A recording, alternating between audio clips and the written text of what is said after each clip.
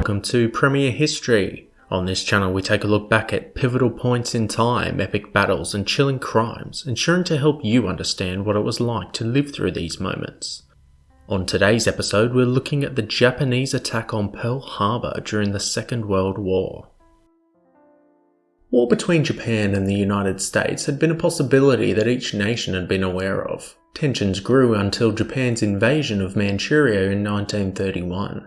Over the next decade, Japan expanded into China. In mid-1940, President Franklin D. Roosevelt moved the Pacific Fleet from San Diego to Hawaii. He also ordered a military build-up in the Philippines, taking both actions in the hope of discouraging Japanese aggression in the Far East. Because the Japanese High Command was certain any attack on Singapore would bring the US into the war, a devastating preventative strike appeared to be the only way to prevent America's naval interference. The US finally ceased oil exports to Japan in July 1941, following the seizure of French Indochina. Japan and the US engaged in negotiations during 1941, attempting to improve relations. Preliminary planning for an attack on Pearl Harbor to protect the move into Southeast Asia had begun very early in 1941. Under the guidance of Admiral Yamamoto, who was then in command of Japan's combined fleet. Over the next several months, pilots were trained, equipment was adapted, and intelligence was collected. By late 1941, many people believed that hostilities between the US and Japan were imminent. While US Pacific bases and facilities had been placed on alert on many occasions, US officials doubted Pearl Harbor would be the first target. On November 26, 1941, a Japanese task force of 6 aircraft carriers departed Japan en route to northwest Hawaii.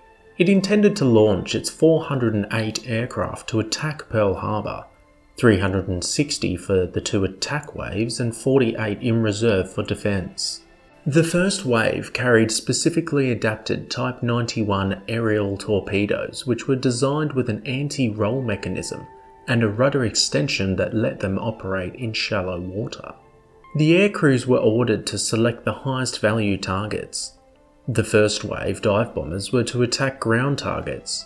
Fighters were ordered to strafe and destroy as many parked aircraft as possible to ensure they did not get into the air.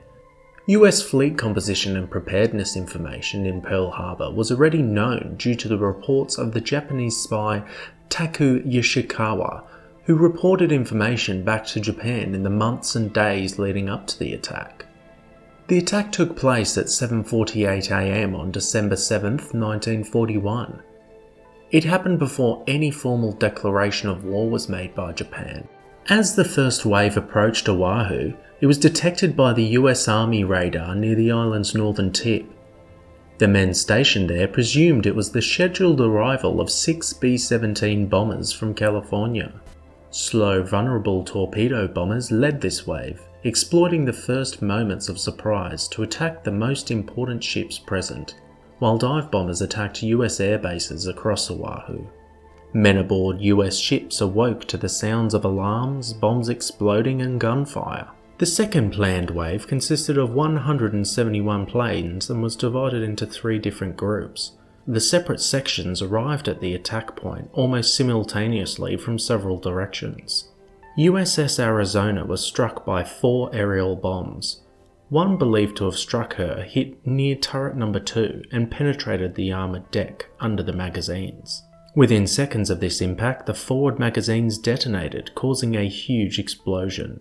The forward turrets and the tower collapsed before she sunk to the bottom of the harbour with numerous men still inside her. Already damaged by a torpedo and on fire, USS Nevada attempted to exit the harbour. She was targeted by many Japanese bombers as she got underway and sustained more hits. She was deliberately beached to avoid blocking the harbour entrance. USS California was hit by 2 bombs and 2 torpedoes. The disarmed target ship Utah was holed twice by torpedoes. West Virginia was hit by 7 torpedoes. Oklahoma was hit by 4 torpedoes, the last 2 above her belt armour, which caused her to capsize. Of the 8 US Navy battleships present, all were damaged with 4 sunk. All but the USS Arizona were later raised, and 6 returned to service and went on to fight in the war. Of the 402 American aircraft in Hawaii, 188 were destroyed and 159 damaged, 155 of them on the ground. In total, 2,403 Americans were killed and 1,143 were wounded. 18 ships were sunk or run aground, including 5 battleships. All of the Americans killed or wounded during the attack were legally non-combatants, given there was no state of war when the attack occurred. Of the American fatalities, nearly half were due to the explosion of USS Arizona's forward magazine after it was hit by a modified 16-inch shell. 55 Japanese airmen and 9 submariners were killed in the attack. Of Japan's 414 available planes, 350 took part in the raid. 29 of these were lost, 9 in the first wave and 20 in the second wave, with another 74 damaged by anti-aircraft fire from the ground. Before we continue, please click that subscribe button and turn on notifications to be the first to know when more episodes are released. Several Japanese officers urged Admiral Nagumo to carry out a third strike in order to destroy as much of Pearl Harbor's fuel and storage facilities as possible. He felt if he launched a third strike, he would be risking 3/4 of the combined fleet strength to wipe out the remaining targets. A third wave would have required substantial preparation and turnaround time, and would have meant returning planes would land at night. This was a dangerous, unproven exercise for the Japanese Navy at the time.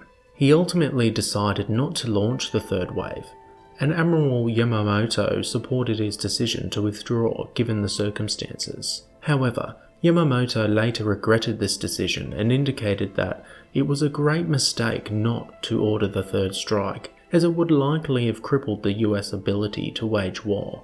On December 11, Germany and Italy each declared war on the US, which responded with a declaration of war against both. Ultimately, the US would rebuild its fleet to rival the Japanese and Germans, and numerous battles would wage between the forces.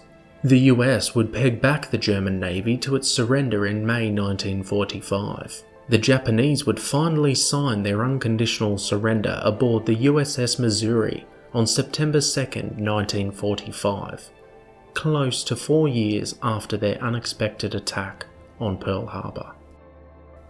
As always, thanks for watching. Be sure to hit that thumbs up and leave a comment to tell us your thoughts.